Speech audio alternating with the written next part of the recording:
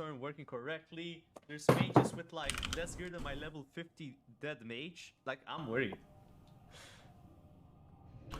All right, we should be live. Ladies and gentlemen, welcome back. Yo, I think you guys Time for another Ultra Scuffed Cargo's production here, trying to provide some sort of casting for this event. Don't know if anyone's actually here yet. Been a hot minute, everybody. Happy New Year's, happy holidays. May we all have a blessed run in 2022. Happy New Year. Happy New Year, my good friends. Happy New Year. I think we're stable. Let me know, guys, if we are not, if something is messed up. Still waiting to see you live. Yeah. There we go. I see it now. Okie dokes. I got an ad. No worries. But yo, Winky, DefCamp, thank you very much for keeping me company here on the casting desk. We're just going to be looking at this raid and hoping that the boys don't wipe, and trying to provide some sort of commentary for you guys, since a lot of the people actually playing in this are not going to be like interacting with the chat and stuff. Of course. Yeah, I'm pretty excited to see how it's going to go tonight. You know, they're going to be doing 2 bosses that they've already done before, and 2 bosses that they haven't. So, and the 2 bosses that they haven't done are you know, it's pretty spicy. So Magmadar and Garr. I'm actually worried about the bosses that they have done, and I know that sounds kind of silly, but you know how it is, man. Like, you do in hardcore specifically, you do one dungeon one time, and you take it ultra serious, right? Everyone's like going crazy, and now that maybe some guards are being let down a little bit for Lucy and Gehennas, I don't know. Could be seeing mistakes coming. Even on the trash, right? Because we saw what happened. I don't know if you saw the raid that I was in, the trash run. We had 8 died to, you know, just like zoning out and pulling aggro, you know, too much threat. So yeah, I think that's a little dangerous thing, is like the first time you go in there, everyone's like, okay, it's the first time going in here. We got to be extra careful. We got to make sure we're doing this and that. But you know, start to let your guard down a little bit if you have been in there, you know, a few times, and start to think that, you know, it's...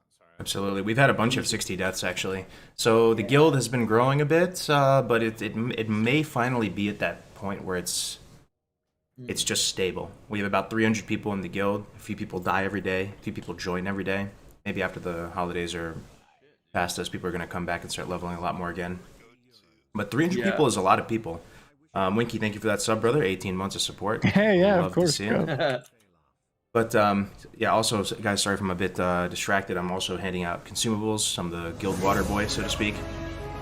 So we've been talking for most of the morning about strategy for these bosses and how they're going to approach them, as well as coming up with a consumable list, distributing that stuff. A lot of prep, a lot of time went into setting this raid up, here. So should be an interesting time. Did you guys have a good Christmas and New Year's? I did. I had a really good time. Unfortunately, it was the last Christmas and New Year's that I'm going to have with Melron, and he actually left today to go to LA for a little bit, right? For a little while. So Wait, he's in LA? Yeah, he just moved today. Like, we literally just had breakfast with him and said goodbye. And I he should come hang out. He's coming out with the California boys then. Yeah, he's coming out to LA. So I know, as I said, I got to, you know, there's a lot of people out there. So, but you know, best of wishes to him, and he's taking a little. He's going like to the Grand Canyon and all this crazy stuff. He's going to take like a 2-week trip out there. So, but yeah, I'm all by myself now in this huge apartment. So it's nice to hang out with the boys today. You know what I mean? But yeah, it was a great holiday. Yeah. End of an era, dude. Melderon and DefCamp, the inseparable duo. They've been each other's close friends and stuff for so many years now. End of an era, but you know. One door closes, another door opens. So. Exactly. And he's still going to come over for the holidays and stuff. Yep. How about you, Winky? You had an okay one? Holidays? I did. Yeah, I'm excited to be hanging out with the homies. Christmas was a little weird for me. Nerder, my wonderful girlfriend, got me sick for Christmas. So she went to the emergency room on Christmas Day, and I'm currently dealing with the aftermath about that. So I decided to sit today's raid out so that I could not contribute to the death of people by playing poorly, right? And I'm glad to be here. This is a nice place to be if you're not in the raid. That's for sure. Nice sure, and cozy. sure appreciate your company, man. Especially because you were in the last raid. You know, you kind of know the dynamic. You've been in there. You've had your sleeves rolled up. I can tell you, dude. The last time talking about the last raid, if you've never been in a raid scenario in hardcore and you want to be, dude, it is probably the scariest thing I've ever done in my life. Just because it's not you, right? Yeah, I don't care if I die. Yeah. I care if I'm contributing to the reason other people die. That's True. what I care about. I mean, you right? pretty much Yeah. at any point in time could become like the biggest meme ever. Like, you know, disgrace your name Yeah. forever, tarnish your name forever, be the modern day Yeah. Leroy Jenkins. You know, just a few Oh. keystrokes. And you know, now that we're getting to the bosses today, like with more mechanics and stuff, it is going to be, you know, I feel bad if you're a warlock and you miss a banish today. Mhm. Yeah, dude. You Right? know what I was thinking of? So the Gar ads, right? They charge. So what if somebody's positioned? So they charge and knock back, right? So what if someone's positioned where hopefully I'm sure they'll clear everything, right? But if they charge and knock someone back, and then they get thrown into like another mob that's about to die and it explodes. Like there's so many random things that can happen. You know what I mean? Why are you Yeah. dueling? Are you But crazy? yeah, like, just like you said, man. Like someone could accidentally pull, or there's so many things that can happen, so many things that can go wrong.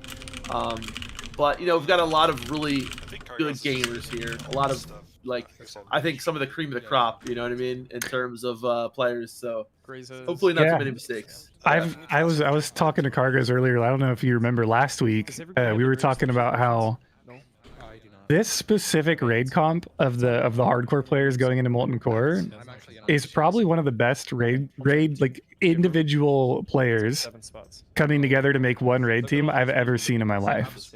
Back Like- when we were dreaming up this whole event, Winky, you were there. Some of the earliest conversations, right? We were trying to, in a sense, assemble the classic WoW Avengers. Just knock on every crusty old boomer's door who's played this game for too long and get them to participate. And I think we've kind of achieved that effect to a certain extent. There are some really, really high quality players from all regions and all guilds, and an amazing leadership with Ampi and Duranosaur helping to lead things across. It's been probably the highlight of my WoW career to even participate in whatever capacity, just watching it all come together. Yeah. The thing that surprised me kind of the most coming into this was the wave of people that were hitting 60, like the first wave, right? There's people that stuck out to me that maybe have gone under the radar for like all of Classic, but they're like ultra giga pumpers, right? Like people like Yam, Calyx. There's a warlock in there named Silly. There's another one named Oil Farter. Like these people are really good at the game. Mm-hmm. Yeah. And I feel like it's like this challenge altogether has really come, like brought them out into the light, right? And like got them to shine, and like they get to show off how good they are. And also just to play with each other for maybe the last time, like Parla does his own thing, and he's involved with very elite guilds, and he has lots of friends and places and stuff, and everybody kind of does Amp as his guys that he's raiding with in TBC, and everybody has their own guilds and doing their own thing, but it's just an opportunity for them to all come together and actually get to play with each other. Yeah, it's super exciting too. It's pretty cool. Like the last raid was went really well. Overall, it's gone really well. Trying to take a few steps back and describe kind of the state of the challenge, the state of the road to Rag. There's still hundreds of people leveling in the leveling guilds, about 1,500 people on at any given time. The 60 guild has about 300 in it, which is probably more than we expected, or about at where we expected. We lose people every day. There's been a bit of friction in the past couple weeks. There's been a bit of friction where the people who were there since like day one and week one almost don't want to run dungeons with the new people hitting 60. And you can't really fault them so much for it, because the people new hitting 60 are trying to skip the whole BRD and LBRS grind and all that steps. They're trying to jump right into Scolomance and Strathholm. And we've seen a couple of key players go down as a result. So people have been like, man, if you're new to 60, you find your own group with the new people to 60 and HC Elite, and you go run the earliest dungeons together. And that's caused a bit of friction, because those people are like, isn't this a guild? We got to be helping each other. It's tough though, but with everything on the line, what are you going to do? Yeah, I mean, we saw the other day 3 people die in Skolo. You know, we've seen someone died today just earlier in you know, In Nomragon. yeah, right. Yeah. That was you know, and you know, obviously you play this game, and that's the thing that you were talking about earlier, Carter, is like if you play this game enough, and that's why, you know, you really can't blame people for that, and sometimes it might be frustrating if you're trying to do something, but if you play enough, bound that's like something's gonna happen, right? Like something is going to happen if you play enough. So, you know, people are trying to do as much as they can, and look, people still help each other out. They still are able to help out with either consumables, or, you know, sometimes I'm sure like the tanks have been so awesome, like so many people have been on tanking, and it really comes a lot from the leadership up. I gotta, you know, give Ampi credit too, like when he is up there, you know, raid lead and stuff, and you know, you guys as well have just been, you know, and Tyrannosaur have been like just awesome with leading in this. I think the guild really, you know, follows that. They follow the leaders. But you know, when you play this game long enough, it's something is bound to happen. I think that's where it gets really scary, you know. Yeah, certainly. I do want to give a quick shout out too. Like we have, there's a lot of the planning. Even if you're in the 60 guild, there's a lot of the planning that goes into this behind the scenes and like a whole external area that people they can't see, right? There's one person in specific who has been like deep diving into every, like, hundreds of logs, helping define all these strategies, and that's Oracle. I don't know if you guys have seen Oracle's work. This person is like, his name even sounds very like mysterious and suited for that. Oracle. Yeah, and like they're Omega big brain, like huge Chad, just pumper, right, when it comes to this strategic analysis. But like all of these strategies that we're coming up with today have been like the collective input of like Ompi, Oracle, Tyrannosaur, Yam, Cargos. They're like everyone's coming together and getting it set up. These right? guys that you're about to watch step into crazy. the raid right now have everything. They have every consumable. They're fully briefed up on every fight, and every pixel of every fight, every moving piece should be accounted for. We were just discussing the strategy for both Magmadar and Garr before we jumped into this call, and I have the utmost confidence in them. I believe they're going to get the job done, and I believe they're going to have 0 casualties today. I'm posting the so, strategies, yeah. by the way, in our call here, so if you ever need to pull them up, they're in the call. Yeah, and we can talk about the strats as we get closer to them, but you know, this is exciting, guys. You never know. There's always that off chance that something goes horribly wrong, and we're looking at, you know, a horrible, tragic wipe. I will say that for the first time we got some Petrification flasks crafted. So I crafted 13 of them this morning. So a lot of the key melee players and tanks should have this Petri. And if they find themselves in a really bad spot, let's say they're trapped and there's 2 Garr ads about to explode and they know they're going to take lethal damage, they can pop that Petri, save their life. Or let's say the tank is at 10%, it doesn't look like there's an incoming heal, and it's looking like they're about to die. That is, you know, something they can do. They can pop a Petri, and it'll go to second threat. This is a new thing that we have. It costs a colossal amount of resources to craft a flask of Petrification. Most notably, it costs 30 of the stone scale oil, which is annoying as fuck to farm. So, and we made 13 of them. We drained our whole fish supply to get that done. Everybody in the raid, every healer has 2 to 3 flasks of distilled wisdom. Every melee and hunter has at least 1 flask of the Titans. All the casters have supreme power. We have greater arcane elixirs. Pretty much every consumable you could imagine, in addition to jujus and all that stuff. So, and this is what really makes a difference, right? Being prepared, having these consumables. Like, you know, a lot of people can walk into Molten Core, and you know, and it's when you know you have so much on the line, you're gonna play smarter, right? So people are in this. You have a different mindset when you go into a hardcore raid, and it's very much, you know, very focused, looking at, you know, what your job is, getting it done. But like these consumables and the buffs everyone has, this is what is going to, I think, you know, make this a clean run. And I think if something does happen, it's going to be something that is probably obviously, you know, accidental or whatever. But I think we saw how clean the last raid was with Lucifron and Gehennas. We saw how just absolutely perfect that was. I think we're going to see something very much like that today. I really do.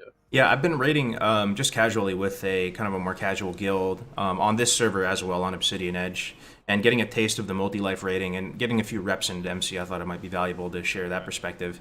And when you get that other side of the coin, you realize how strong of a group this is.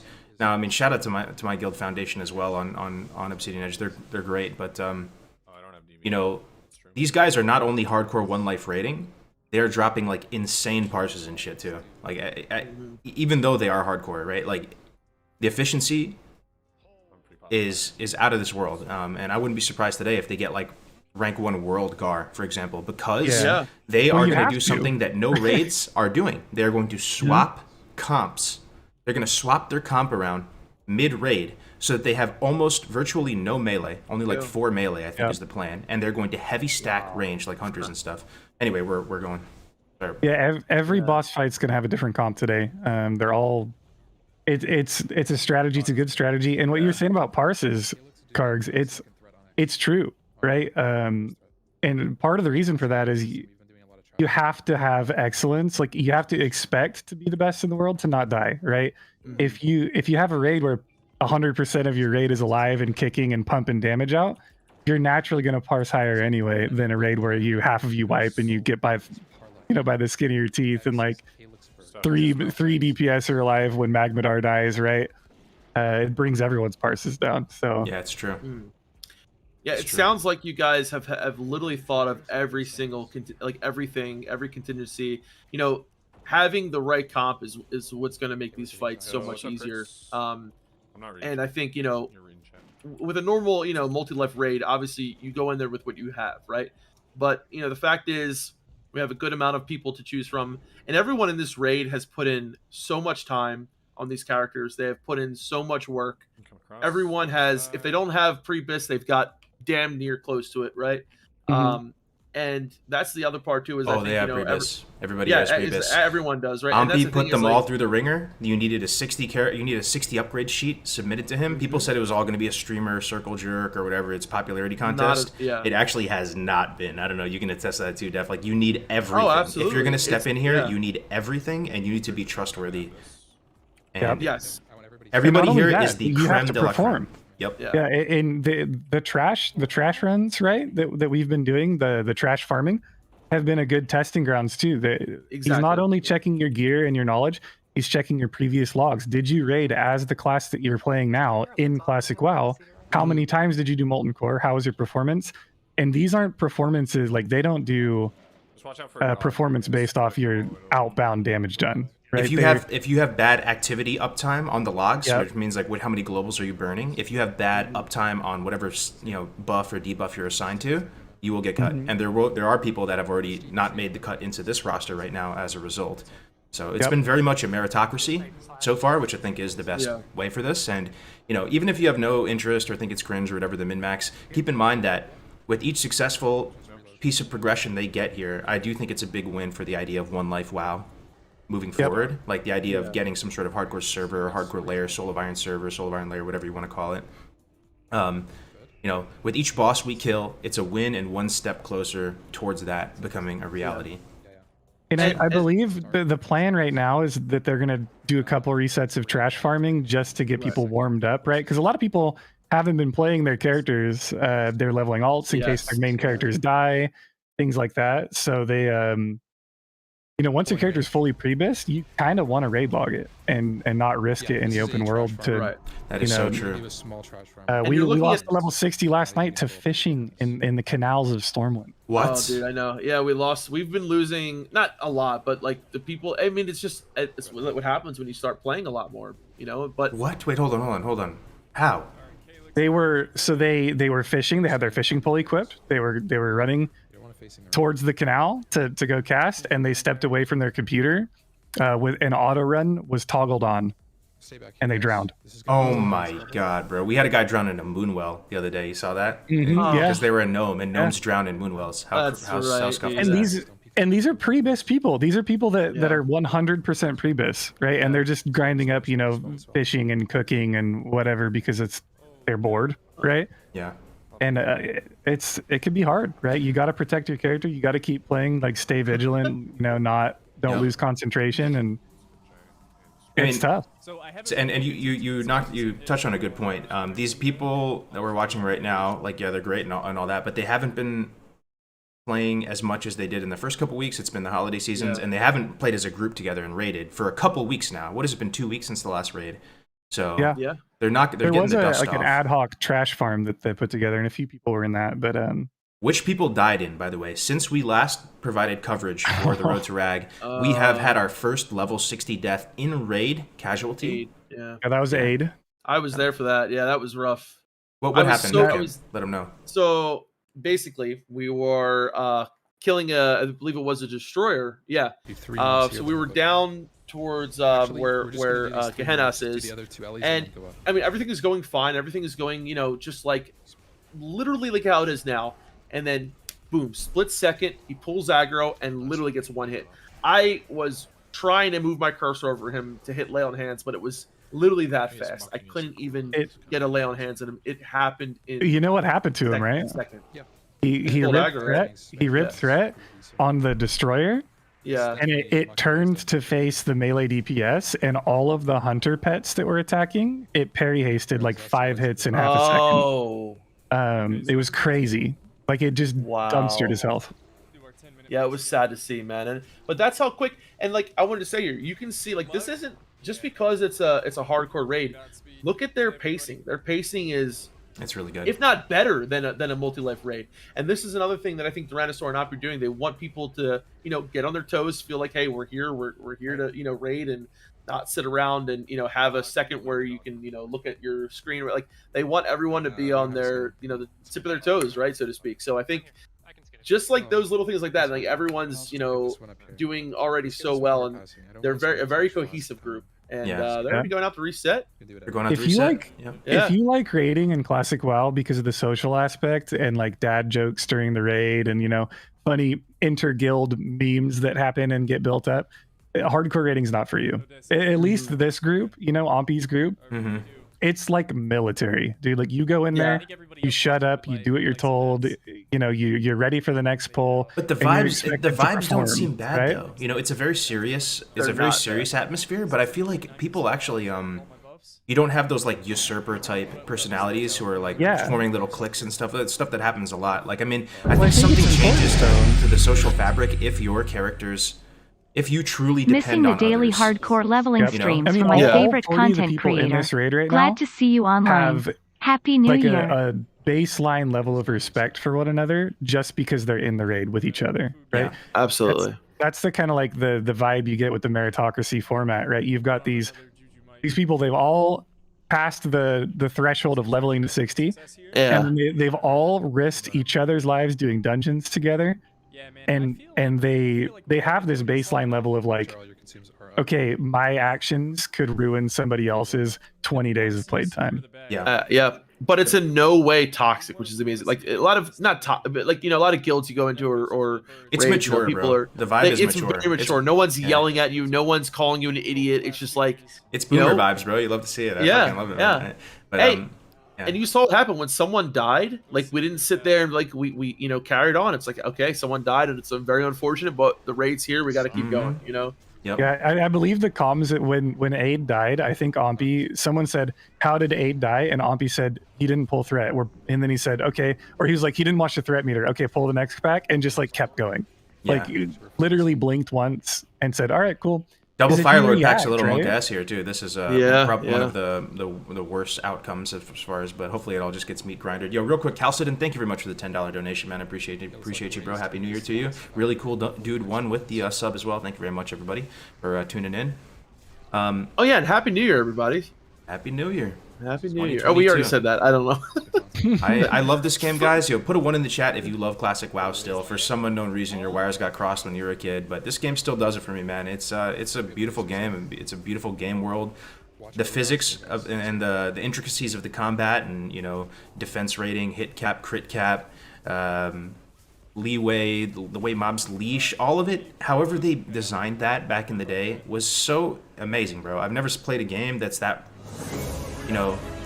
much fun. The actual combat itself, the targeting, it's smooth. And obviously it's a beautiful game in terms of the ambience and the music and the soundtrack and the OST and leveling.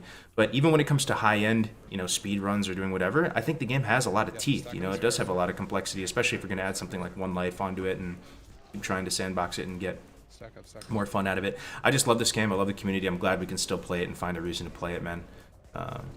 It's part of the reason I love Classic is all the interactions, the weird interactions that you can get with things that typically people forego, right? The clear, like the blatant example is Naxxramas and Bag of Marbles, right?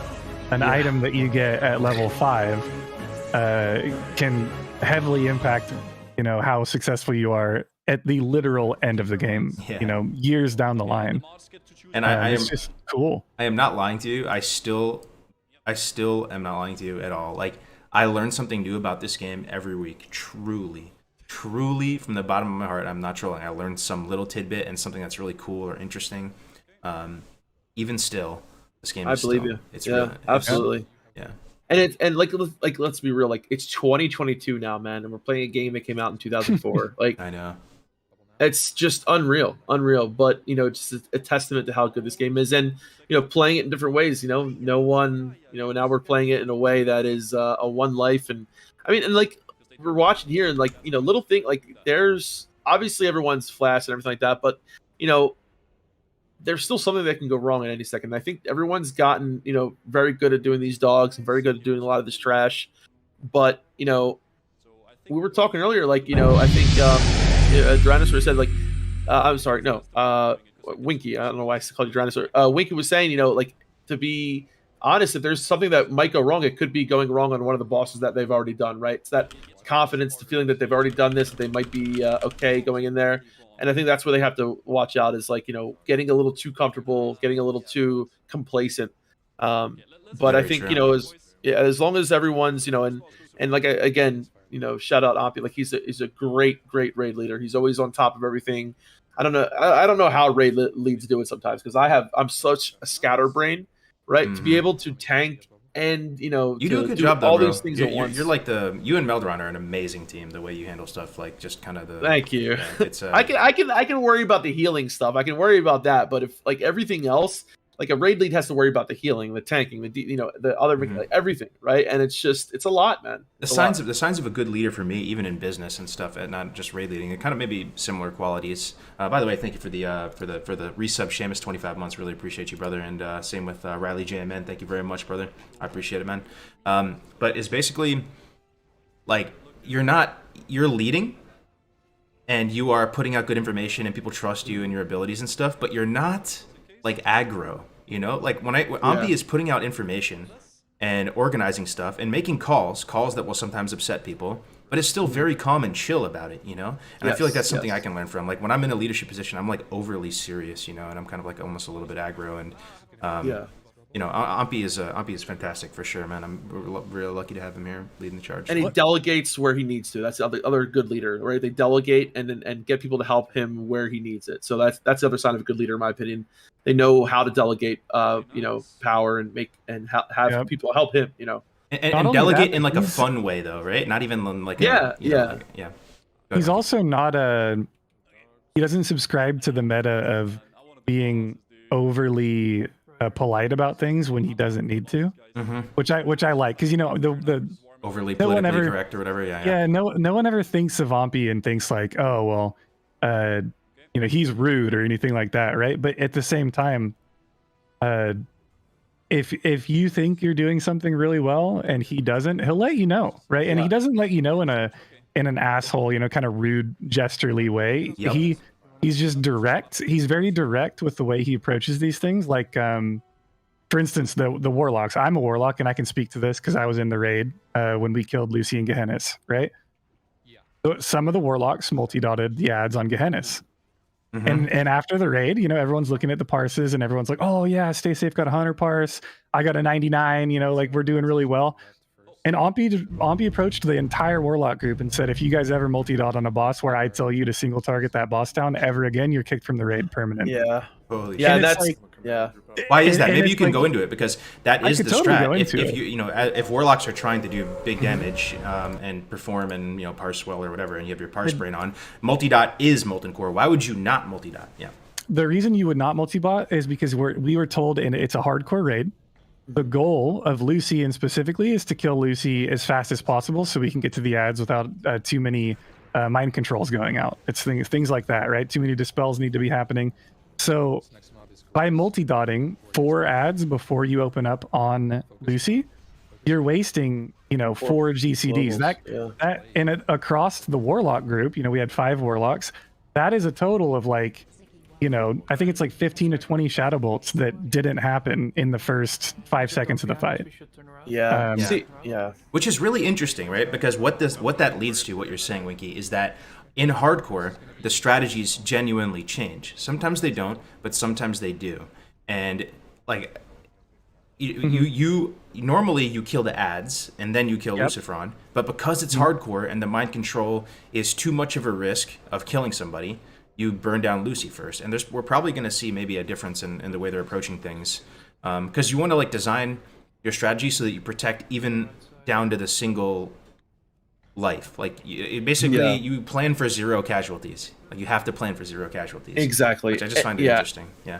In my mind, like, parsing is great and all, and it's an extra thing, but it should be seen as like an extra. If you can get a good parse while doing a hardcore raid, that's great and all, but like people shouldn't be going out just to get a good parse. Like that's ridiculous. Yeah. It's a hardcore raid. The number one thing, like you said, Cargos, is to come out of it with no one dying. Mm-hmm. If you have a shit job, like as like, okay, say like, for instance, you're just a certain healer on an off tank, like, your job is to heal that off tank. You're not going to have the highest HPS, but as long as your activity is high, you're doing what you got to do. You do the jobs. Like, Ampi has a list of where the Holy Paladins, when they bubble to dispel for the dogs so they don't get blinded, like, as long as you're doing your job. And I really like that about it. Like, Ampi, like, he doesn't care who you are, or like what everyone, he looks at everyone the same. It's like, this is your job. This is what you have to do. This comes first. If you get a good parse and do all that, first, that's great. But number one comes the job that you're given.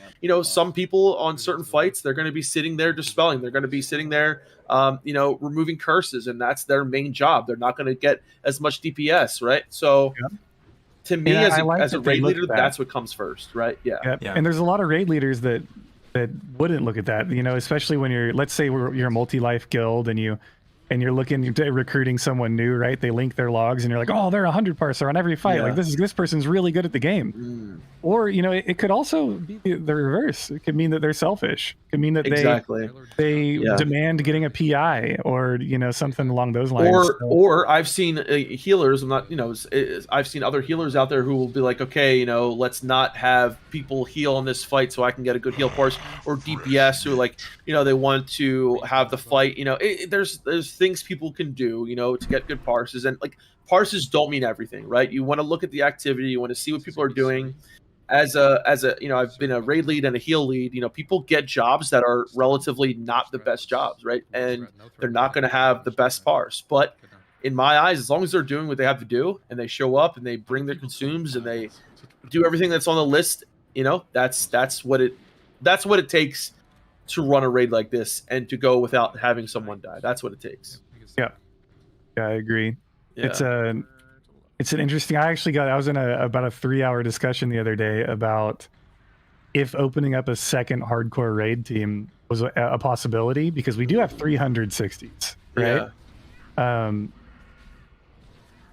don't know if there's no official stance on that or anything like that. I'm of the opinion, like, I think that we probably could swing a second raid team. The throttle, like the real big throttle on that is consumables and people that want to step up and run something like this, right? We don't have 2 ompies, right? Yep.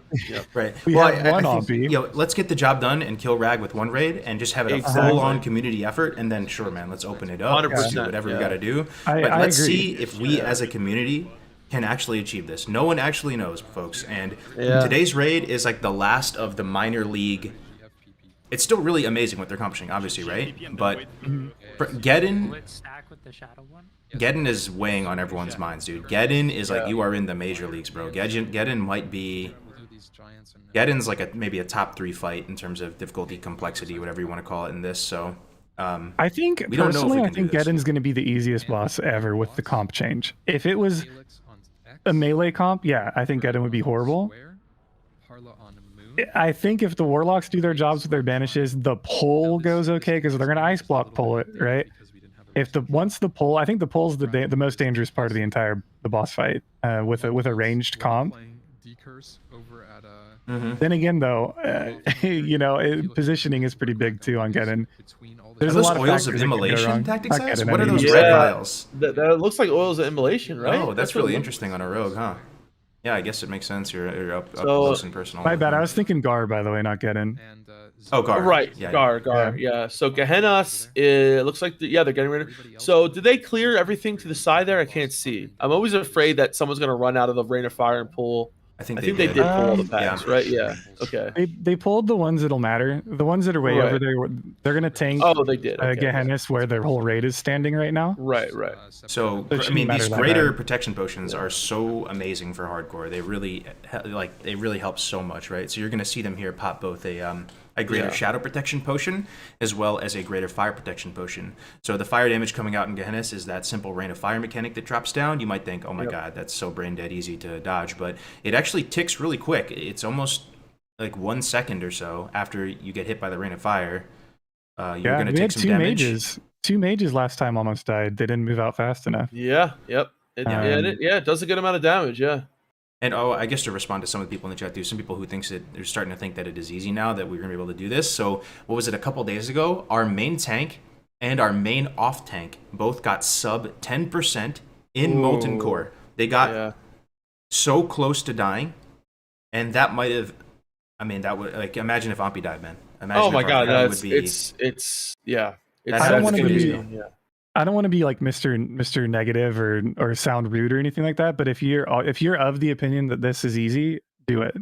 Yeah, I encourage you to get 39 of your friends level to 60 without dying. Yeah, and then first do get it, to and then do 60. it. Yeah.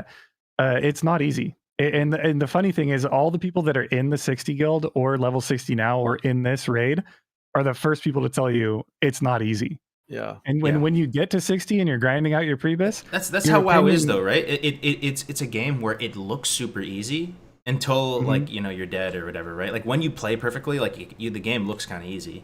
But they could mess up any one of even just the trash, right? There's these really long Corehound patrols that are like 15-minute long patrols that could wipe them or catch them off guard or kill people, right? They know every Corehound patrol. They know the respawn times and all that stuff. So, and how to pull stuff. You can scuff it so that you pull, Fire Lords with a giant pack. What happens if you do that? I think they all just wipe, or maybe you have to run out or something like that. Can you kill a giant pack? That's the worst case scenario. Is if you're staring at a wipe, how is this raid going to react to it? Here they go. Here we go. So they're opting to kill. Let's see if they go for Gehennas first as opposed to the ads. Remember, there's 4 ads now in Season of Master. So yeah, it looks like Gehennas first. Remember the ads? Okay, there's the curse. Curse reduces healing by 75%. You need to take it's 100%. It's 100% now. Oh, it's 100% now. Okay. Yeah. So Amp is miles ahead on threat. Threat's looking really good. Yep. Gray's taking some big damage.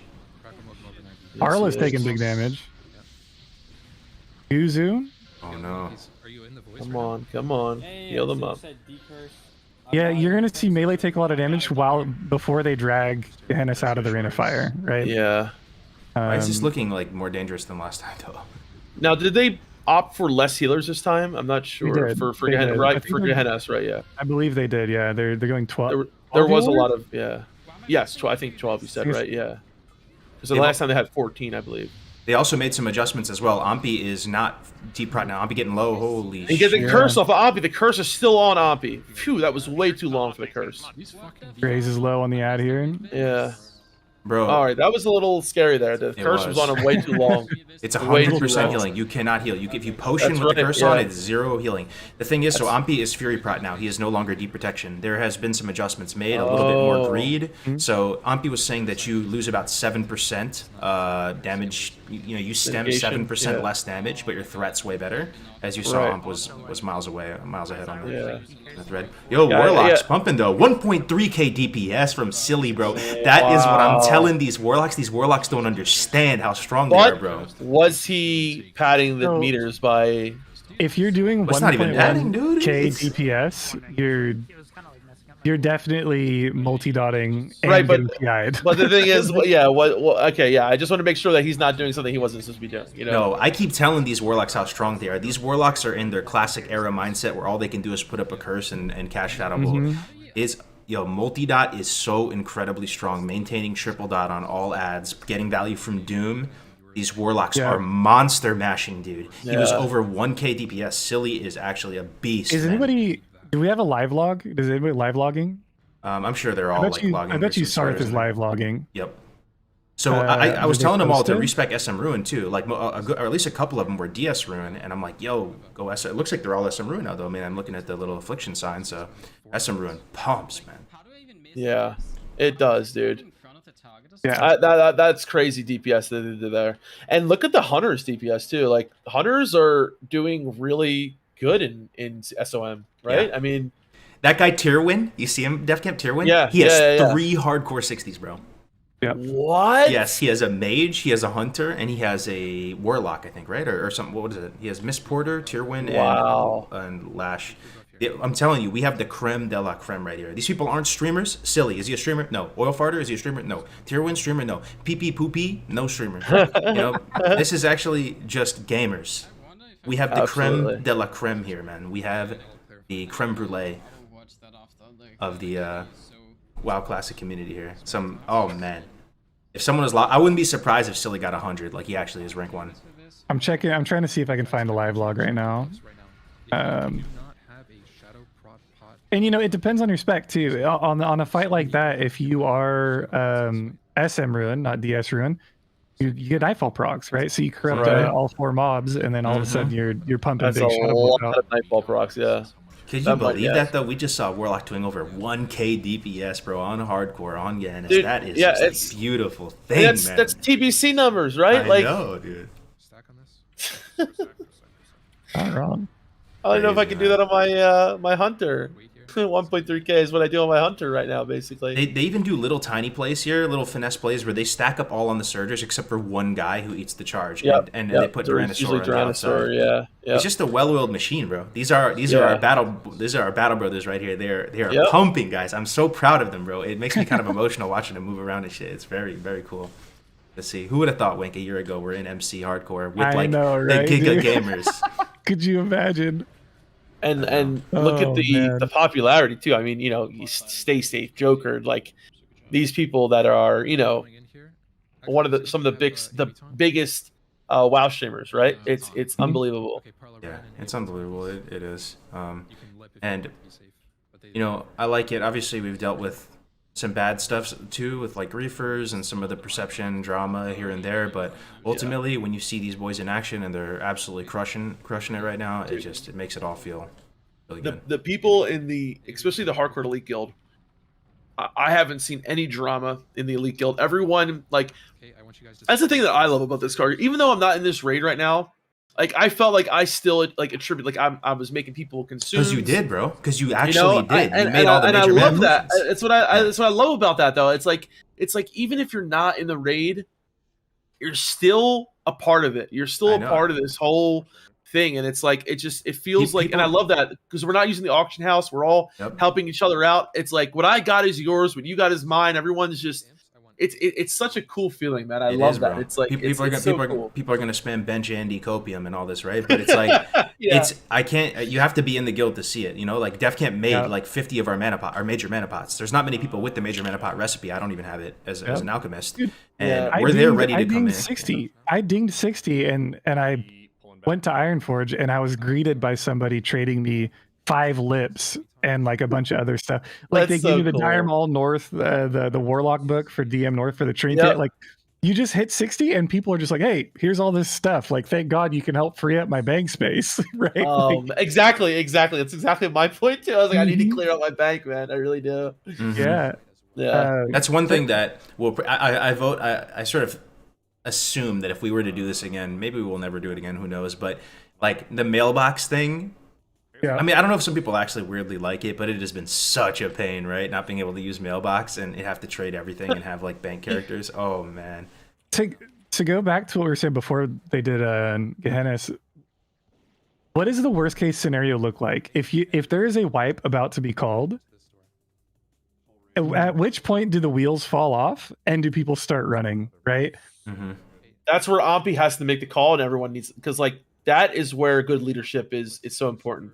Ampi makes a call, and everyone has to follow it. Like that's where it's so important, you know. And I think Ampi would make that call very quickly, and you know, and people would just say, okay, this is it. We got to go here. We got to do this. We got to do that. It needs to be one clear voice, one clear decision, and that's where I think that will not be that big of an issue. Hopefully. Mm-hmm. I just worry that like if something goes wrong and one person, like let's say a healer that's assigned on raid healing, right? If Ampi calls, okay, we need to think of like how we're gonna get out of here.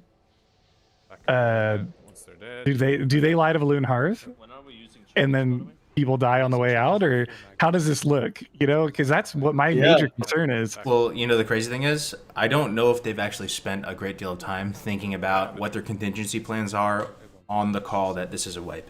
I don't think they've really done any rehearsal on that, and I think they're just all operating under the assumption that that will never happen, which is probably not a good way to go about it. You probably have to think about how to salvage as many characters as possible. So if there's a wipe, I don't know if anybody is going to survive, honestly. It's going to be just every player's individual decisions in that moment to escape danger, try to find an evade spot, run out. There might be a few that survive, but they are not trained up in how to salvage, you know, I hope that doesn't happen. Yeah. And not everyone has light balloon. Yeah, right. They've all. It's up to you if you used it while leveling or if you had a no shit. I know Stay Safe had to use his at 60 in Dire Maul. Oh, that fucking bug, right? That oh my god, the cockroach. God.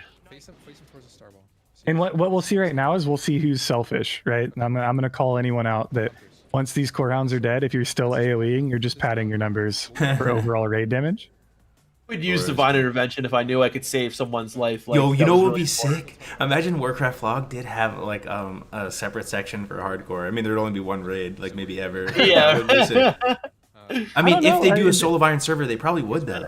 That's the thing. There's other Soul of Iron guilds out there that are trying to do it, you know. And maybe that's true. Yeah. That's true. That's going to be crazy, right? To see another One Life WoW community try to do this one, it'll happen probably. Yeah. I believe. Yeah, I think it. It'll definitely happen. Yeah. And if you think this ends in Molten Core, I hate to see him. You're wrong. Like Duranosaur, he's.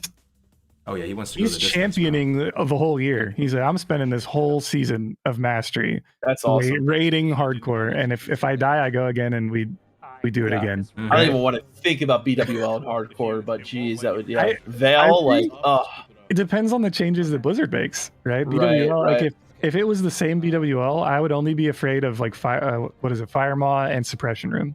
What about Veil? Look, Veil's you gotta do the Hearth trick. Everyone has to Hearth out. You just Hearth out.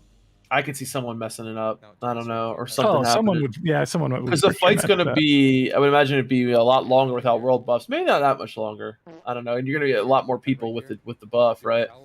Dude, I mean, this is phase 1 technically, right? None of us are in PvP gear in this raid, and we're doing like triple the DPS of phase 1 guilds, including world buffs, right? Like fully a full raid of like 100% like juju'd up, you know, Flask homies. Some people are doing as much DPS as they would have with like world buffs. It's insane. Yeah, I mean, Warlock's doing 1.8k DPS on a. Come on, absolutely insane. I mean, overall, because I've been playing some multi-life as well as hardcore, and I like the existence of both. I like being able to play both because hardcore is very stressful at times, even at 60. Like, I really like both, and I've got to experience like both sides of the coin as far as how SOM feels as a multi-life normal player as well as hardcore. I'm just really enjoying SOM, boys. I've been DJing a lot. I know I haven't been streaming a lot, but it's really fun. I love that that there's unlimited debuff slots. That's just a win-win across the board, man. Yeah. The meta is not unrecognizable. Some people thought that Warriors would be at the bottom. They'd be fucked. No world buffs, right? They're still pumping, bro. You still see a brick wall of brown and yellow at the top, you know? Yeah. It's not an unrecognizable meta. It's just more fun in a lot of ways. The 0.5 quest chain being available. I've never done that question in my life. I just completed it and got 8 of 8 on my Hunter. And oh, nice. God, dude, that was so fun. Going through, I mean, it was super long.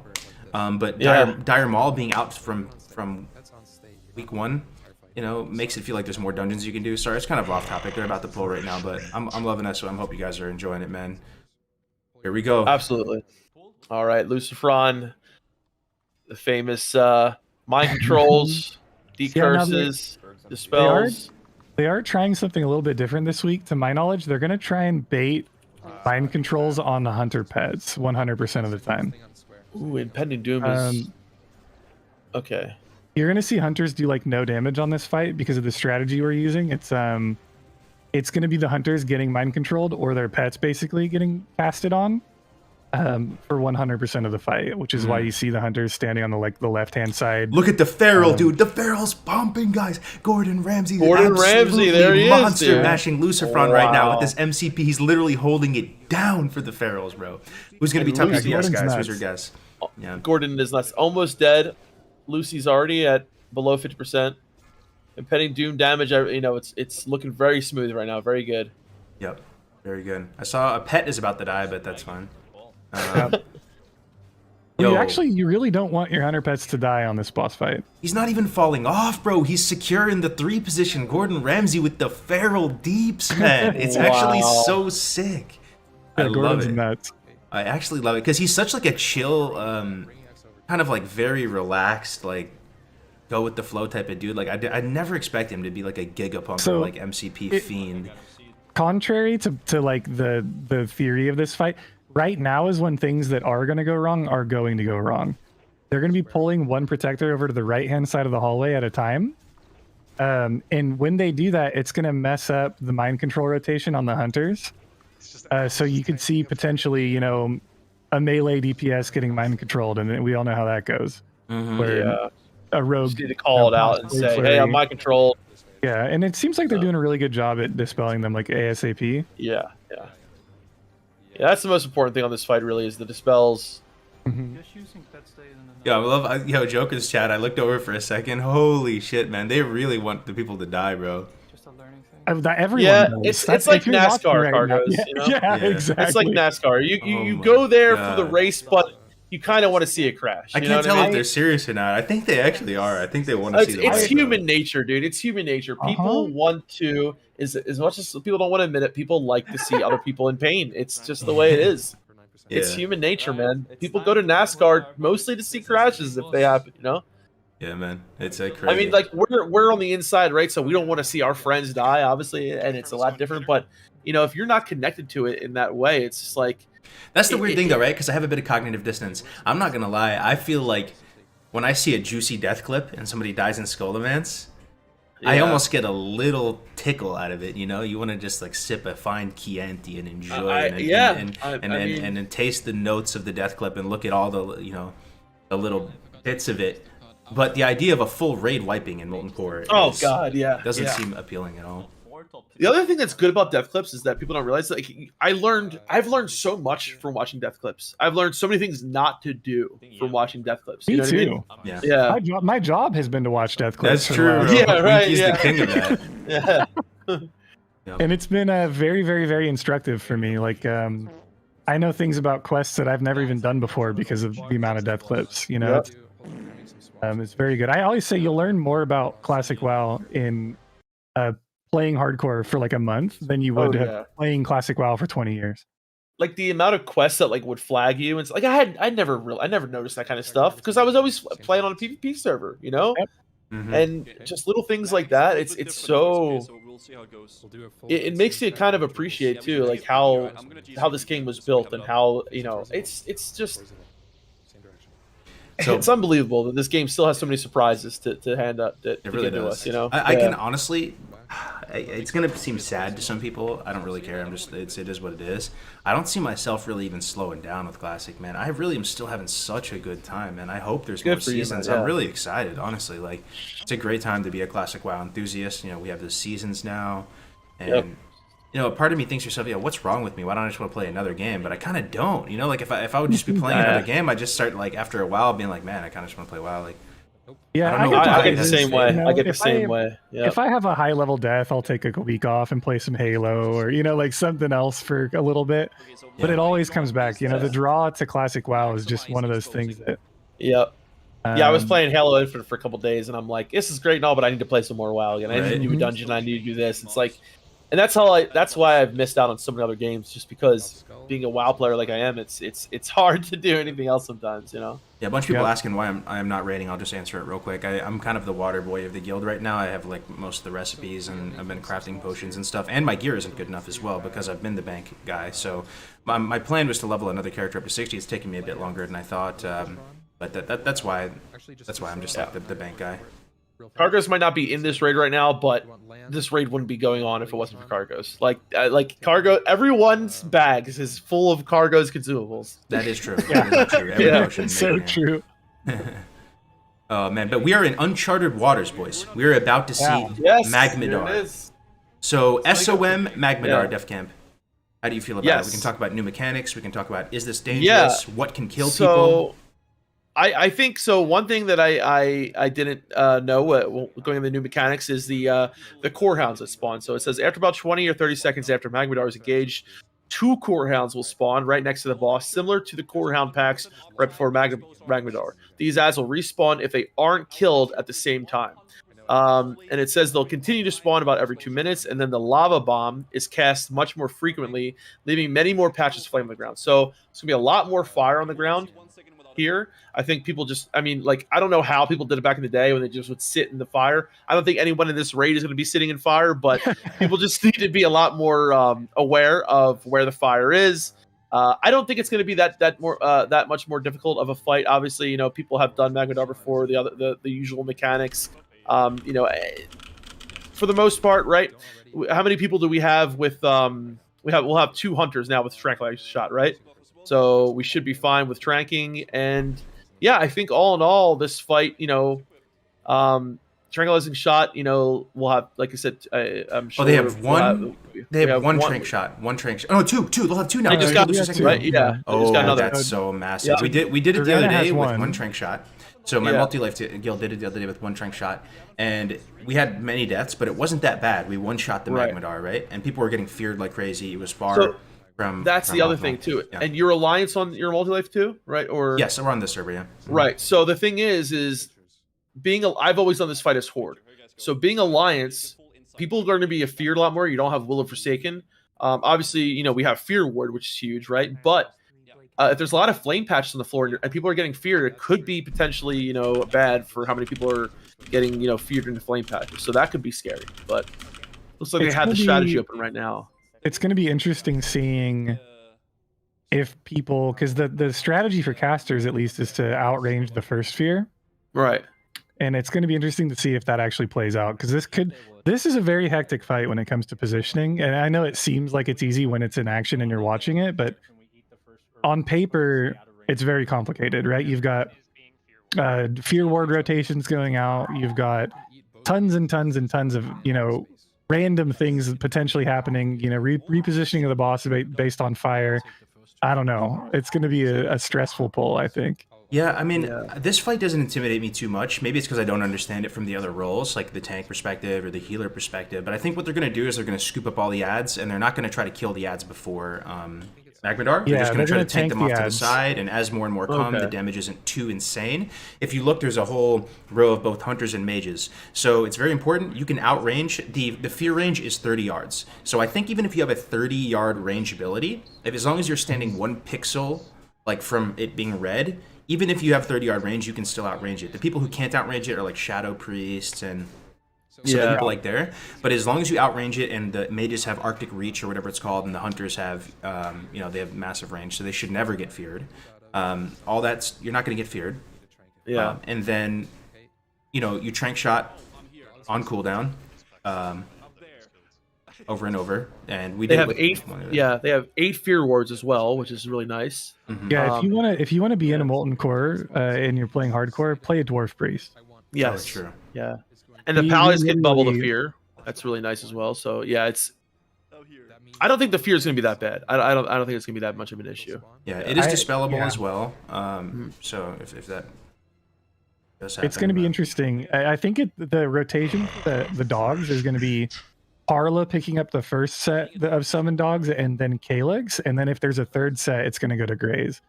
Now, whether there's going to be a third set or not is dependent on how fast they do this fight. Right. Chat. Try to comment too if you can think of it. How do they die here? How do we see a casualty on Magmadar? You guys have any thoughts? Tank gets feared. Ooh. Any of the tanks get feared. Parla, Gray, like any of them. Yeah. Go bad. I mean, fear pathing, fear into fire. Yeah. Well, yeah. From a DPS standpoint, it's kind of point and shoot. If you don't stand in fire, you're gonna be fine, right? If you're a warlock and you're in fear range and you get feared into fire, better hope you have a GFPP still available, right? Right. True. And that's the other thing. GFPPs are going to be, super, super strong on this fight. So, I could see, yeah. So that all very good points. One way you could also die is if you're a hunter and you're just multi-shotting as part of your rotation, like normally, and like some new core hounds spawn and you multi-shot. There's no threat on those new core hounds, and like it kind of almost happened to me the other day. I didn't die. I just feigned death, but imagine you multi-shot and then that's quite a lot of threat you're putting on that hound because it does a lot of damage. And then it comes over healer to you, and threat too. A healer could potentially get threat. So that's something that I always would happen to me is like if there's a boss fight where ads spawn, if you've got, say you're a priest and you've got like renews out like on like 6 people that have damage that's healing them, that's a lot of healing threat, and you're probably going to get, and even if you fade, you might still get the dog on you. So healers are going to have to be very careful here. Pally's bubble, if they need to, but priests are probably going to be they're hopefully probably going to need to fade. The dog ads spawn kind of right where that pack of core hounds is right now. Okay. So they're going to be tanking Mag. I believe they're going to have Mag in the position where he's at, just facing the left. And then the dog ads are going to spawn between the raid and Magmadar. Gotcha. And then in which case you're going to have the off tanks ready to pick him up. So it'll be interesting. And it is, if anyone in chat doesn't know, you have to kill them. It's the same as a regular core hound pack where you have to kill them at the same time or they respawn. They respawn. Right? Yeah. So we'll see. This is going to be another potential multi-dot fest for the SM Ruin Warlocks Nightfall procs. So we'll see. I think they're going to kill Magmadar here, but the thing is, after he dies, the ads are still up, and they could actually kill somebody. And the main thing is, I don't think they're going to wipe as a raid here, but we could see casualties, is my thing. Yes. There could be a few deaths here, even though if the whole raid doesn't wipe. My fear as a healer would be pulling dogs from healing threat. That would be my most worried thing, I think. Yeah. I think somebody, I don't know how much truth is behind this, but somebody was saying they saw a log where when Mag died, all the dogs despawned. No, they stay up. I just did it the other day. Yeah. I don't know. You're saying they found a way to do it? They found a way to despawn them? I think they said that they just found a log where it looked like that happened, and I don't know if there's any truth behind it, but it would be interesting, because this is a small indie dev, right? Exactly. So if things do go crazy, there are reset spots in this hallway, aren't they? Oh, are there? I didn't know that. I'm pretty sure there's a reset spot all the way at the back, if I remember correctly. Looks like they're saddling up, getting ready to go. Yeah, here we go. Food buffs being activated right now. I guess they have one more trash pack, but that trash pack doesn't come with the boss, right? So they're gonna get rage off it, and you're probably gonna see rage and battle chickens pop. Yeah, interesting. Right, they're gonna stack squawks. That'll help for threat immensely. Yeah, last time I was watching the playback of the last raid that we did, and the reason no one attacks that, it's not even about the rage as much. It's about battle chicken squawks. They all want to ride out the whole battle chicken. Those greedy little melee goblins. You love to see it though. Yeah, the whole thing about Blizzard trying to put it on the same cooldown as Tenderness is ridiculous. Like that's I don't even want to talk about that, but whatever. So yeah, battle chicken buff, very nice on this. Get some rage and Now, I'm trying to think. Does Shadow Protection, can it reduce the fear, the chance to get feared? I think it does, right? It is. Oh, the buff, the prayer chapter. I thought you meant you can get a chance to resist it, I guess. Yeah, I think you can. I think they should rebuff that. I think on this fight, though, I mean, if you're talking like Paladin aura, you definitely would want fire resist aura. Fire, absolutely, yes. I was just looking at Guzu's Shadow Protection going down. I'm thinking to myself, I think it is a shadow spell. His fear, since it's an actual, since it can be dispelled. All right, they're pulling this final pack. So predictions, See, guys, in the look at all chat. the battle chickens go out. You see all the chickens, by the way? Yeah. Oh, look at that. There they go. That's cool, bro. Look at them go, man. You don't see that every day, bro. You don't see that every day. That's a freaking squad-sized element of battle chickens. We started doing it in our TBC raise. There's the squawks. Look at them, bro. This is sick. Yeah. This is cool, man. I love Classic WoW, bro. Put a 1 in the chat if you love Classic WoW, bro. And then after you put a 1 in the chat, predict who's going to be top DPS, chat. Go, go, go, go, go, go. If you get it right, you win nothing. Silly is top DPS. This No fight. way. You think Warlock? I think it's silly. I think at Warlock too, yeah. You Because gotta realize, Silly and Stay Safe are both like deep in the DMs. Like they're on Instagram, Twitter, WoW, and Discord DMs with every priest begging for PIs. Oh, for PI? Right? Yeah, true. Begging. There are a few PI priests. I know Only's PI disc. Yeah. Well, on Alliance, you almost have no excuse not to be PI'd. Yeah, it's very true. All right, if you guess the correct, Yeah. if you correctly guess the top DPS, you will win $1 million. Not from us, but for at some point. Yeah. Hey, I'm shoutouts joking, to Trainwrecks TV, who actually gave away $1 million last night. No way. Wait, really? He gave out $1 million to $1 million. Huh? chat. He was giving people in chat like 20K at a time. Oh, That's for because 6 hours. didn't he like win a bunch of money from like gambling or something? He won 10 million yesterday gambling. What? And he gave away 1 million of it. And this wasn't like advertisement dollary dues for a gambling website. This was cash, like straight $1 million cash to people. Jesus Christ. Wow. Man. Yeah, it was crazy. You do a lot of good with that money, man. Hopefully he does. Yeah, dude. He did. I mean, he paid out WoW streamers. He gave Peekaboo $15,000 last night. This is it, boys. Aw. We are in uncharted Here we go. territory. We're about to see progression. Hardcore, molten core progression. Let's go. Hellpecker, yeah. Guys, how many deaths? Are we going I'm to get actually deaths? Zero so deaths? scared right now, dude. Oh no. 0 deaths. Here Zero we go. deaths. 0 deaths. 0 deaths. Let's see, boys. This Pulls is it. out. All right, here comes the pull. Here Staying comes to Maggie. prayer. Bro, why is it so intense, though? Molten core, man. He's not max range, not max range. Monk S, this is not max range, I don't think. He's too straight close. in. Back. There we go. Stay safe's in fear range. Stay safe's going to get feared. This Okay. is not max range. Is he? No, he's good, I think. No. So there's fire out in the back on. Oh, he Grave. got fear warded. He got fear warded. Oh, maybe it is max range. I don't know. It doesn't look like it. There's fire out on Graze. This is good. This is good for Graze. Is doing really well at getting out of the fire in the back. Damage is looking really steady right now. Quickly. On the raid. Okay, there's our first core hounds out now. By the way, we have 2 core hounds up in the back of the raid. Yep. It's like they're on Parla. I don't see like any flame patches. There's Oh, no, one flame Gray's patch. got 'em. Okay. So Graze got him. He's pulling to the back of the room. Okay, looks like Just the move it. core hounds got dropped. Give me some back, fucking coming back. juice. Where are these dogs going? Get Just those stand dogs around. out of here. Get them out of So now they're here. on Parla. When did it come back? One's on Parla, one's on someone else. So they're both pulling them back out. Alex, yeah.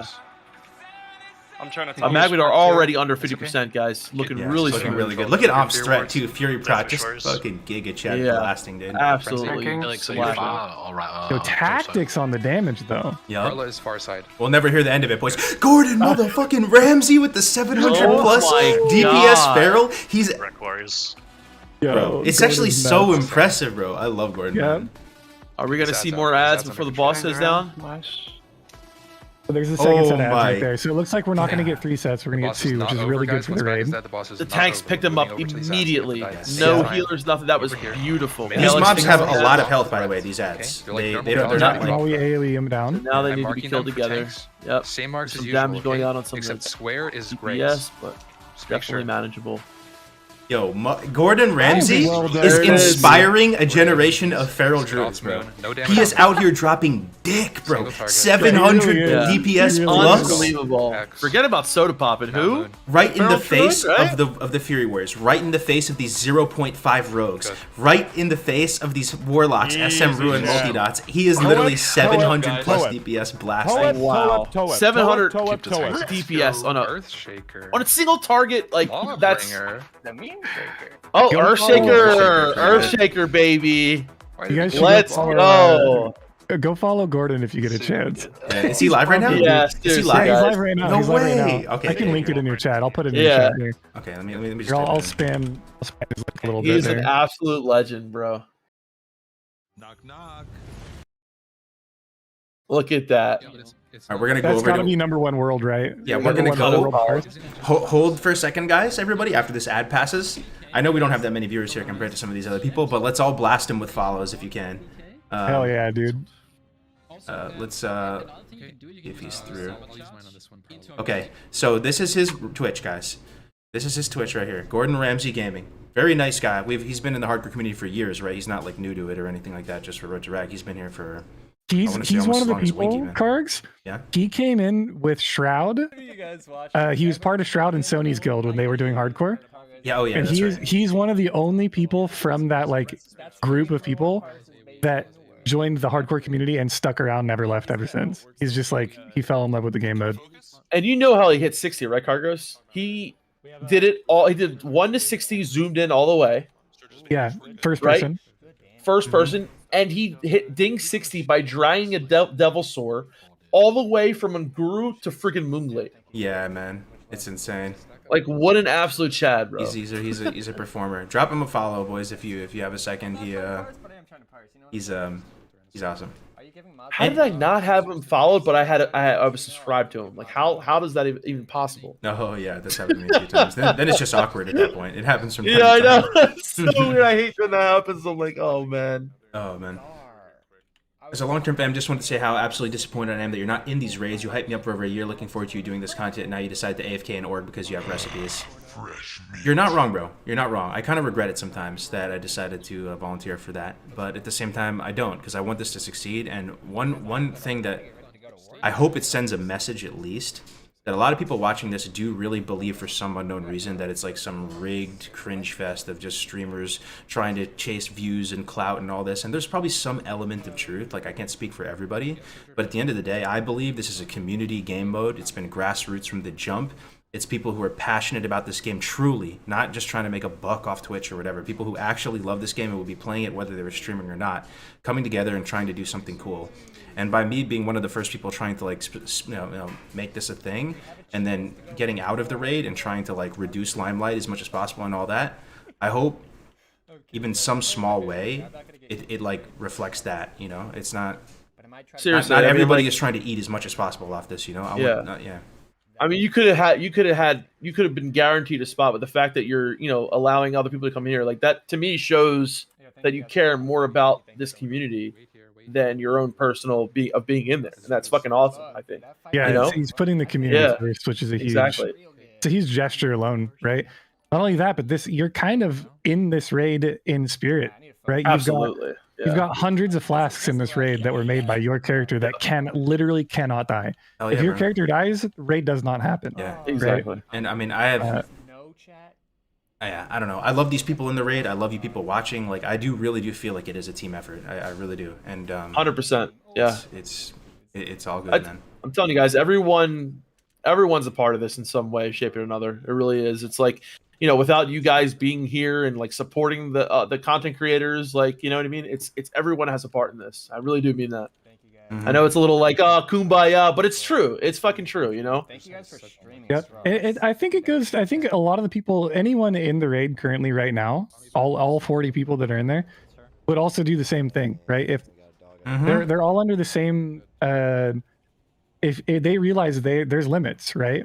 I mean, myself included. Part of the reason I'm not in the raid tonight was because I asked to sit because I'm taking Dayquil and drinking rum because I don't feel good, right? And I don't want to fuck up due to my Dayquil usage, right? And kill somebody. And I think anyone in this raid would do the same thing, right? It's not about. I don't think it's about being in the raid at all. I think it's about being part of the community and just cheering on the team, right? Because we're all one team. Yeah, 100% we are, man. You think the people who sit on the bench in the Super Bowl don't get rings? Exactly. True, we get rings. Right? Yeah. Exactly. But after we do MC and Ragnaros dies, then we can all be selfish motherfuckers. I'm down, dude. Then I'll fight for my spot. Sure, Once we do it, then it's like, then you can get cringe about loot and all that. But for now, when this is uncharted waters, we got to come together, man. We got to like just. Yes. Oh, okay. So, reset before Gar.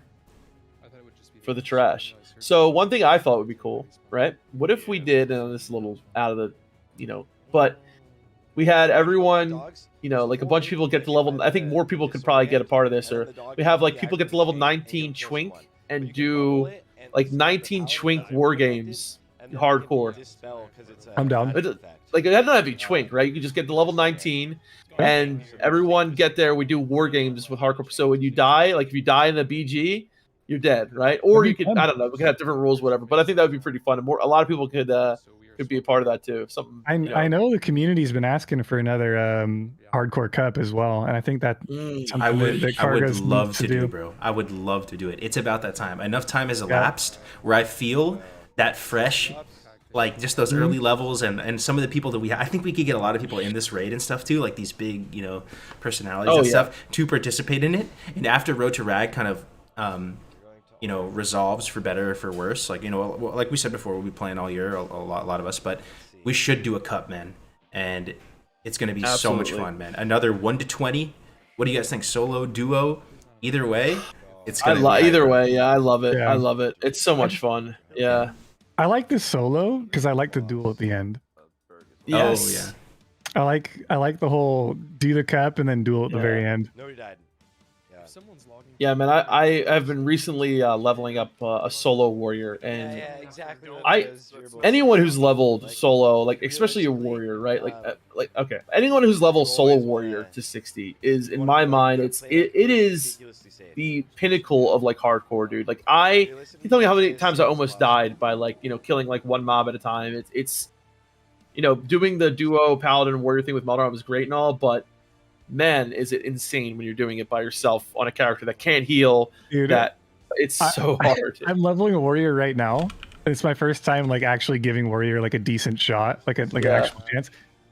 I can't lie to you, man. I've been bored out of my mind. Really? Yeah, I was talking to Cargos. He's saying it's the Lamborghini of classic WoW. It's the pinnacle. What level are you? What level are you? It's the sports car. I'm like 24. Exactly, dude. bro. Pre-30, DevCamp said the same thing. DevCamp said the same thing. You are pre-Lamborghini stage. You are go-kart. Okay, you are a go-kart. 30 is the start of where you get the taste. You get the nibble on what crit does for you. You get sweeping strikes. Sweeping strikes, and then whirlwind. Once you get whirlwind's like what, 34, 36, something like that. Once you get sweeping strikes and whirlwind, it's a completely different character. That's 34. When it gets better. Okay. Yes. I'm gonna give it a shot. I'm gonna do my best. I'm just saying, like, I'm killing green mobs, dude. It has been so boring. Yeah, I mean, you don't have to kill green mobs. Warriors do massive damage and stuff. Once you get your Bone Biter, Whirlwind Axe, you get Sweeping Strikes, bro, it's going to be so fun. You also, I think this is kind of the case with WoW and Classic WoW in general. Classic WoW can be kind of boring until you get somebody who either is like an enthusiast of the class or a good mentor to come in and explain to you kind of what to look for, what to enjoy. Oh yeah, I made the mistake of streaming my warrior, and then I had everyone in chat telling me that I was dumb as fuck. Apparently, you're supposed to not use heroic strike, and I was like, what? Yeah, unless you're gonna go dual wield. If you go dual wield, then you actually spam only heroic strike, and it's so much fun too. You're removing that offhand miss penalty. I feel like if I dual wield though, I'm inciting people coming in and just talking mad crap. It's on actually me. not bad. Dual wield's actually not bad for solo. It's actually not bad at all. Yeah. It's not bad. Warrior is so fun, Wiki, because you can play it in any number of ways. There's probably like a dozen ways to build a car. You can go dual wield arms, dual wield fury, single, two-hand fury, two-hand arms. You can go any combination of two. You can have different setups for different weapons. Dual wield, I think, because you like rogue, right? Yeah, I love rogue. Yeah, you love rogue. Okay, so you might like dual wield. You might want. I think I would like the RP of dual wielding warrior. Yeah, you dual wielding's fun, but sweeping strikes, you have to at least try sweeping strikes. I would go dual wield till 30 and then switch it up and then get like big well, you know what? two-hander. I'll run dead mines before I'm 25, and if I get a cruel barb, I'll dual wield till 30. Yeah. Exactly. Have you tanked yet? No. Okay, wait till you tank, dude. Tanking as a warrior is like a whole another experience, dude. It is. It is. Yeah, I mean, once you have a bigger toolkit, it's a lot better. But it's a lot of fun. It's a lot of fun. Obviously, tanking as a druid is much easier. But like trying to like tank multiple mobs as a warrior, like pre-level 30, dude, it's rough, man. It's pretty rough, bro. Mm-hmm. It's all right. I got an executioner sword. I pop retail and pull like 3 things, and I have a good time. But So I wonder what they did. They left the raid for a bit. I guess they were subbing in people. Oh, or... so yeah, no, they I'm were not sure. I swapping thought they were comp. resetting trash. No, Oh, they were swapping. yeah. They were swapping comps for comp. Gar. Oh, did they? Right. Oh, And- right there. Yeah. And they don't So want to if you make it notice sloppy, I now- guess, of having people come in and out individually. They want to move as one group, one unit to keep everybody safe. I'm just guessing Yeah. that would be. So the- now And you wanna look- rebuff. You want to look now at the amount of ranged, right? There is literally 0 Yes. rogues. There's one Yeah. rogue. It's Bobka, and the reason Bobka's in the raid right now is because of improved expose armor. Oh, Winky, big brain, bro. Okay. Well, I'm Go on. You guys, Yeah. I am a strategist. I'm in the Discord, right? Yeah. I'm part of the people that help develop the strategies. Yeah. That's going to be huge for the hunters, right? Mm-hmm. Huge for the hunters. massive for the hunters. Yeah. Yeah. And Yeah. and you know, Bobby did put up a little bit of a fuss about it, specking improved expose armor. So here's my prediction. I think we're about to see the most Giga Pumper Gar attempt in the world in SOM. They are changing comp. They have an amazing strategy. I was talking with them before. They understand every possible interaction that's going to happen with Gar. I think we're about to watch the most insane Gar attempt. They're going to destroy him. I'm still nervous, though. I'm still What nervous, are man. the? I see Chad asking, Targs. Do you want to quickly go over like the changes to Gar? Yes. What's different? Yes, I absolutely can. So, like I said, I've been doing some raiding on Multi-Life Guild on this server as well, and we are currently hard stuck on Gar. We only raided one time, so you know, but we ended up calling it after Gar, and we got maybe like 5-10 attempts on it. So I kind of got to just see what can go right, what can go wrong with Gar. So the first thing is that he's going to spawn these magmakins every few seconds, and they're going to charge somebody and deal some damage. Also, his ads are no longer banishable at 60%, not 50%. So that doesn't mean you can banish an ad at 61% with a max rank banish and get like a 20-30 second CC out of it. At Right. 60%, things will become unbanished and will be running around monster mashing stuff, right? There's also a mechanic called separation anxiety. So if one of his little minions is more than, it says 15 yards, but everyone doesn't believe the 15 yards. They think it's 30, incorrect, right? incorrect on WoW. Yeah. But if it gets too far away from Gar, it kind of enrages and starts doing massive damage. Like they could even hit for like 7k, and they can just two-shot the tank. And that was ultimately what was wiping us on our multi-life guild. You know, we'd get all the ads under control, we destroy everything, and then the textbook table stake strategy is to leave one ad up, and you have to just kind of like tank that ad's damage while killing Gar. And then basically that tank, the off tank, would get one-shotted, and then that ad would be like enraged and or whatever, and just go around and start one-tapping healers, and we'd ultimately wipe. So when each ad dies, it gives Gar a 9% attack speed buff. And the thinking now, as we get more data about SOM and what these guilds are doing to be successful on Gar, is just to kill all of the ads. Kill all 8. So don't even leave one up. And yes, Gar is going to become stronger, but the damage is still very like controllable and still totally fine. So I think that is going to be the strategy they're going to implement here. If they were going for the strategy where they would leave one ad up, similar to what I was doing the other day, I would be very concerned. A lot can go wrong. That tank can just get two-shot, and then it starts going around the raid and killing people. And the separation anxiety is no joke. It's a very scary mechanic. I also know that on the pull, they're going to go for an ice block pull. So the mage is going to walk in, proximity aggro them, and drop a block. Now this is very careful. I think probably the most dangerous stage of this fight, and maybe any fight in any raid encounter in WoW, is stabilizing the pull. Once the pull is stabilized, then things can get a lot easier. But you know, you're dealing with a lot of moving pieces here. There's 8 ads plus Gar, so there's going to be a mage that's going to ice block, proximity aggro, and then warriors are going to pick up their targets and spread them out and fan them across the back left wall. They're going to proceed to, you know, burn down the ads, and as they get low, you're going to have a tank yoink them out and pull them out so they explode. They're all going to have GFPP popped as well for the immolate damage, as well as that eruption damage, and kill all 8 ads.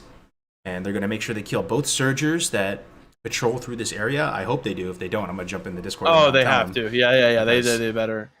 So how much damage do the magmakins do when they explode? About 1,500.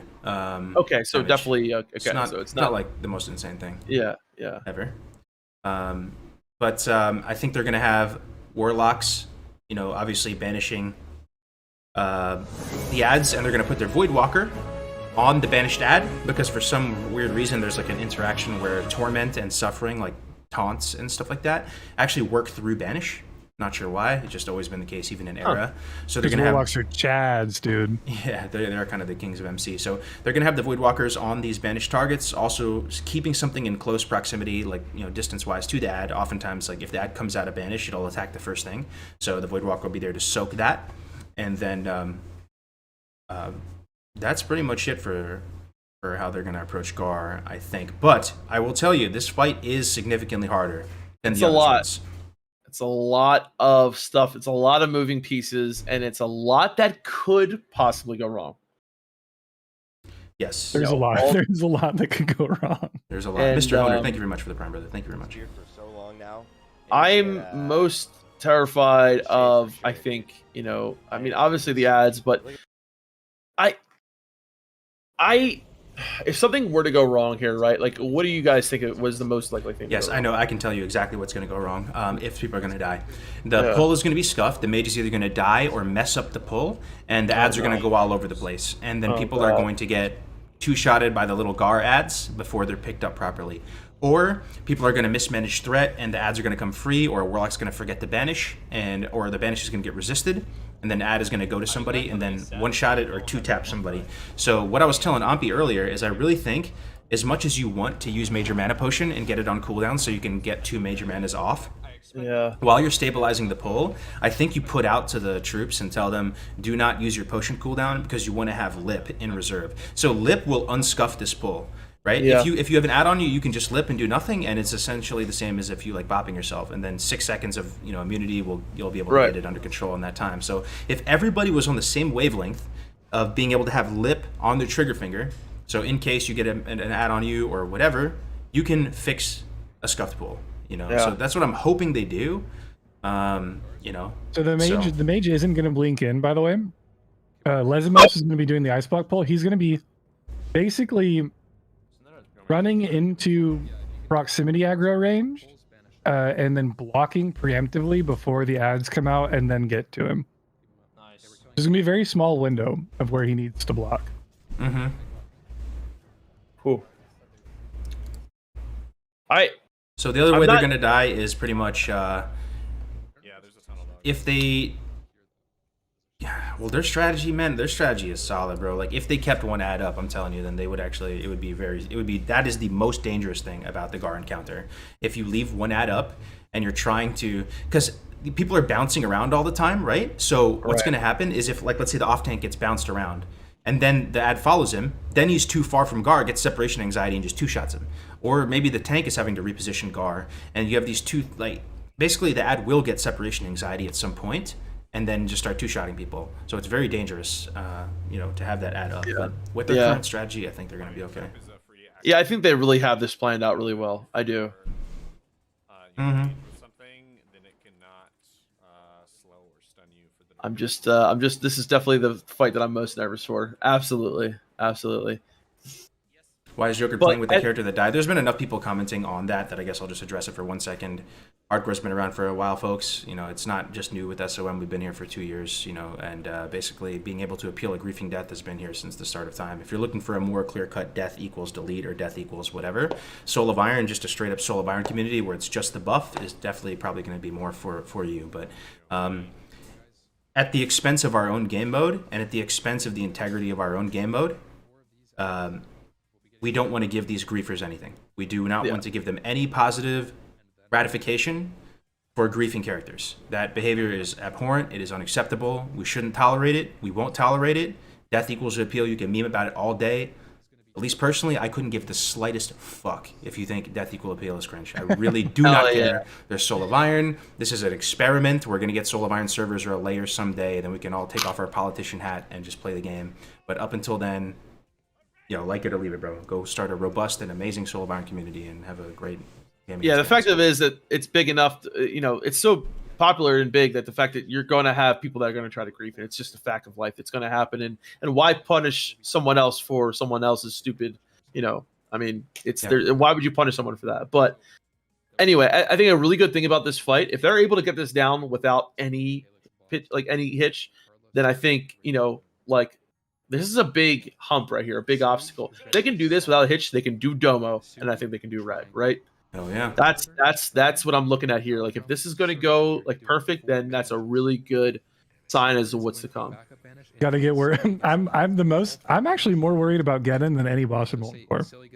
Geddon is definitely. What do you think top 3? What do you think the top 3 most difficult fights are going to be for him in all of MC? If you had to rank them. Number 1 Geddon, number 2 Rag. Oh, you think number 1 Geddon? Oh wow. Okay. Yeah, I think Geddon's Wow. Rag. And then Domo. Well, Domo. I don't think Domo's going to be too bad with having so many tanks. I don't know. Maybe it will. Like the thing that really helps Domo is just bringing a lot more tanks, right? I mean, yeah, Geddon's supposed to be easy, but the problem with Geddon is that it puts individual accountability on anyone randomly in the raid.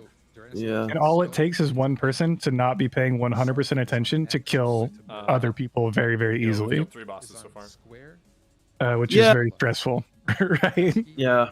Because how would you feel if you were in the raid and you put in 20 days played time, and then the person next to you, fell asleep and got bombed and didn't run out? I would feel horrible. That would be horrible. So you guys put a 1 in the chat if you know what Flask of Petrification does in the chat. It's a bit of a niche item in WoW, and at first glance, if you're like new to the game, you would look at it and not see much value in it. It's hard to understand why it would be good, but it's basically a flask that's very expensive to create, and it makes you immune from all damage, and you just become like a stone, right? Like a Medusa stone gaze character for, what is it, 2 minutes, right? And the thinking is right now with Baron, talking to Amp, is we want to trivialize the living bomb mechanic through using petrifications. So when you get living bomb, you're going to have to run out, run to the location you want to drop it, and then petri. So you're going to ignore all that damage. You will still have to deal with positioning the bomb because it will still be placed on the ground afterwards. Now this strategy is extremely expensive to give everybody a Petri Flask. And the thing you have to realize is if they Petri Flask, it's going to override their Titans, or it's going to override their Distilled Wisdom, and they're going to have to re-flask everybody. So this strategy, to implement it, if that's what they want to do, is going to take maybe like 2 weeks of preparation, of eel farming to get all those stone scale eels to do. But I think that's the thinking right now in order to make it as safe as possible. That is a good question. Does Petri stop the bomb AoE damage, or does it just make you invulnerable to it? Pretty sure it just makes... Oh. So should you run out in Petri versus do you have to even run out at all if you have a Petri Flask? Does it drop it off you? It does. It puts it on the floor, apparently. Okay. So you just run out and you Petri. You don't get launched in the air then? Right. Yeah, you don't take the actual... Is there burst damage on Living Bomb, like when it ticks, or does it just pop you up and then you I think it just pops you up. So it's basically like bubbling yourself, right? It would be like bubbling yourself. I feel like there's some damage to the bomb itself, though. No, you don't take like a little, 2K or something from the bomb. When you get the debuff, you mean? Like when the living bomb explodes, you take some damage, and then you also get knocked up in the air, I believe, right? Yes. So yeah, you would stop you that. Take damage. Yeah. You just run to position and then pop Petri, and you should take no damage, really. Yeah. Assigned specific healers to go to certain areas of the room. Now, yeah. Center and Dude, this could go south so fast. Center is blue. You notice all of the noggin fogger elixirs. So you guys are standing in approximately that area. They're all pre-popping noggin fogger, and I can't remember why. Oh, because Garr dispels magic buffs. Remember, this was like yes. You want to put all your trash buffs up. Yep. Mm-hmm. Yeah, they're padding all their trash. Yeah. Water breathing, all that stuff. This is what people were like. This was the bane of world buffs back in the day, right? Because people would do this boss last because they wanted to protect their world buffs. Exactly. Mm-hmm. That was they something killed I the never tunnel did in dog, Classic. right? We always did trash buffs in Classic, but we never went to the extent of like getting noggin fogger and things like that to just add on. And circle. That's about where I'd imagine Yep. you standing. Yeah, we would pop scrolls, everything you can here. Yes, correct. This is on the image left side. Yeah, literally anything at all. Yeah, Like that, that one damage buff you can get from like Darnassus, right? Yeah. Yeah, throw that on, like do it all. There's they got underwater breathing, right? Everything, and there's no buff limit anymore, right? So we don't have to worry about that. Well, adds Oh, up. that's back when, that, you know. that is a question I had for the chat. Maybe people know. Is there still an aura cap in Classic? I That's what I was think wondering. there's still a buff cap, but there's not a Correct. This is debuff on limit. the end. Oh, So there right, is an aura because cap because you couldn't Yeah. have everything. Like Warriors had to make a macro to cancel off like a bajillion things because they didn't want to like Dude. lose any of their important Yeah. things. You know. as a priest, I can never renew a tank. It was like, no, can't renew him, No, not enough, I don't- for it. I don't think that it even matters anymore because there's no longer 5 buff slots for World Exactly Buffs, for right? world buffs. That's what I was thinking too. That's Right? true. Yeah, it makes it a So, lot like, more you chill. can- Huh? On the raid, Yeah, I think it's not even like It's 32, I'm right? missing- It was 32 buffs. black smoke, Something healing, like think- that. 32 auras, yeah. Kill, healing, and well, if it's 32, I mean Tyrannosaur has 34 right now. So it looks like they are keeping Gordon Ramsay in there. He is a melee, and that's got to be for his leader of the Off-tank. pack, huh? No, the Or leader of the pack and potentially as an off tank, right? I would imagine if True. they need him. yeah, that's Yeah. true. That's true. I Yeah, feel so like Tyrannosaur druids are has so good in 34. SOM, bro. Were druids this good in era, man? I feel like there's something happened to the meta. Like I am only impressed by druid these days, man. Even resto druid now, like something happened with the meta, man. I don't know what it is. I just Well, with Resto Druid, obviously people are able to use HOTS a lot more than HOTS were. A lot of people didn't use HOTS because they were afraid they're going to wipe buffs, right? That was huge. That was a big thing. true. And I think now that people are not afraid about losing their world buffs, whatever, you can just fucking re-druid the whole raid and click off. Looks like we're battle squawking right now. Is that what we're doing? Oh, or they're gonna are go we- find an ad for Battle Spock, I guess. Yeah. Oh, Yeah. interesting. Well, also the Surger. So there's 2 Surgers. This ruined us before. I hope they killed. I mean, they have to know, This is the right? second one. Killed This the is tunnel dog. Yeah, this is the second one. Because This there's is one the second Surger that patrols just that smaller area of Geddon's room and here, and then there's one Surger with a massive patrol that goes probably all the way deep to, Harbinger and back. Wait, what That's are the they one that doing? screws you over. Every time Tyrannosaur gets charged, he's clicking his noggin fogger again. What? I didn't get a spot. He's in my group. Oh Huh. my. I- From my group. Well, they Okay, don't so he want has a the. squawk. Take your pets off the surgery. What are they doing? So they're just pulling rage on this? Is No, that what they're getting squawks. No, they're for sure getting squawks. Squawk. One drink. Tyrannosaur just explained to his chat that he's getting squawks. Oh, okay. It is interesting though. He keeps re-drinking.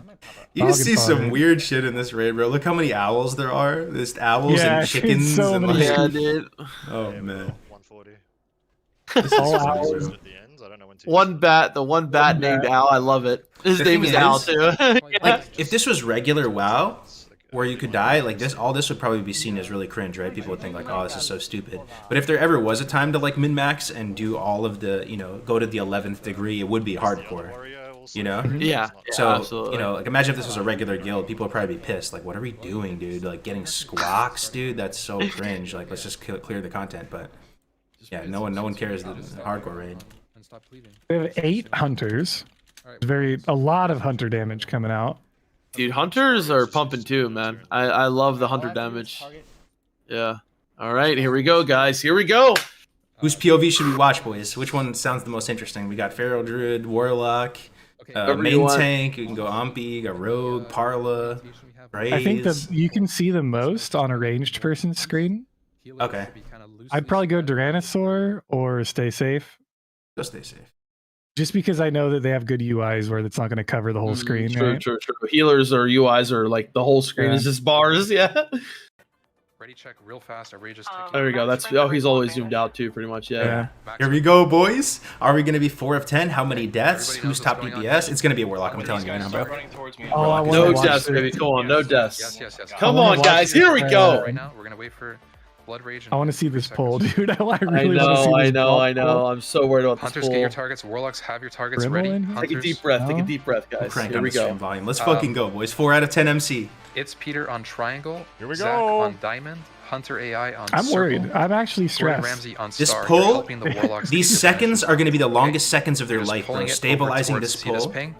That's where those hunters are pulling. So to. much can go wrong on the pull. Got it? Everybody has to Going pick up the awesome. correct We target. are nuking Skull. Skull X square moon. It'll go like that, okay?